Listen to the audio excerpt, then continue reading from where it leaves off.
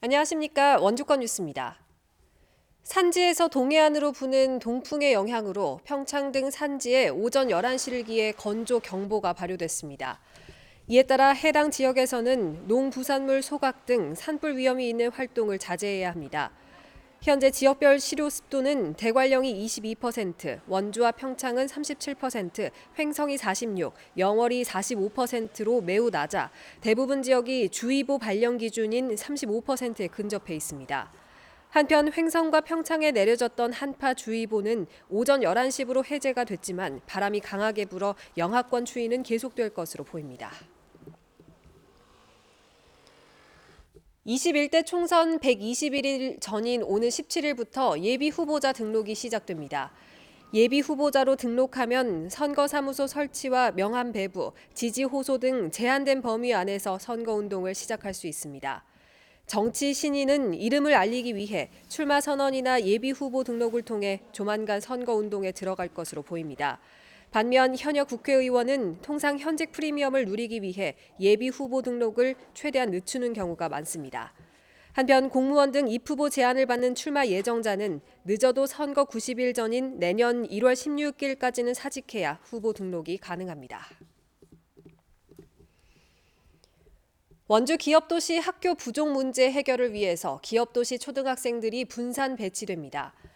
원주교육지원청은 내년부터 원주 기업도시 초등학생 800여 명가량을 문막과 동화, 무실과 중앙, 우산초등학교로 분산 배치하고 통학 차량을 운영할 계획입니다. 현재 45개 학급인 섬광초등학교는 내년부터 9개 학급이 늘어나고 오는 2021년에 개교할 예정인 가칭 기업 2초등학교도 현재 36개 학급에서 규모를 늘려 개교할 방침입니다.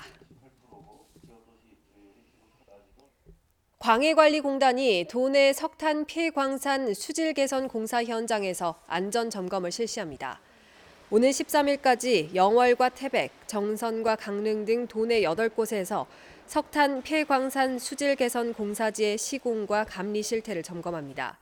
조치가 필요한 사항은 위탁 시공사를 상대로 시정 조치를 내릴 방침입니다. 광해관리공단은 전국 5,500여 개 폐광산에 안전사고가 발생하지 않도록 안전점검을 이어갈 계획입니다. 영월 별마루 천문대가 국내 최신형 디지털 천체 투영기를 운영합니다. 별마루 천문대는 지난 3개월 동안 12억 원 규모의 천체 투영실 리모델링을 거쳐 별자리와 은하수, 행성의 움직임을 디지털 영상으로 표현하는 최신형 천체 투영기를 설치했습니다. 오는 10일부터 천체 투영기를 본격적으로 운영하고 전문 강사 설명에 맞춰 디지털 효과를 낼 예정입니다. 조선시대의 문신인 송곡 이서우를 원주 지역 역사적인 인물로 조명하기 위한 학술 행사가 오늘 역사박물관에서 열렸습니다. 이번 학술 대회는 자연 인물 발굴과 관련 자료의 문화재 지정을 위한 것으로 송곡 이서우의 생애와 문학 작품 등을 조명하는 자리로 마련됐으며 원주 역사박물관은 그동안 수집한 이서우의 초상화와 계유도 등의 역사 자료도 공개했습니다. 송곡 이서우는 17세기 후반 남인 문단의 종장으로 평가받으며 조선 시사의 주요 작가로 알려져 있고 현재 원주시 불온면 단강리의 영정각에 위치해 해마다 후손들이 탄신제를 올리고 있습니다.